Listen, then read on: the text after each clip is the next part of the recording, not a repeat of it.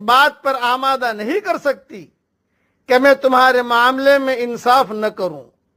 یہ سن کر انہوں نے کہا اسی عدل کی وجہ سے آسمان اور زمین کا یہ نظام قائم ہے۔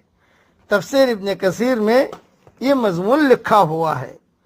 اجتماعی زندگی میں بار بار ایسا ہوتا ہے کہ آدمی کے سامنے ایسا معاملہ آتا ہے جس میں ایک راستہ اپنے مفاد اور خواہش کا ہوتا ہے اور دوسرا حق اور انصاف کا۔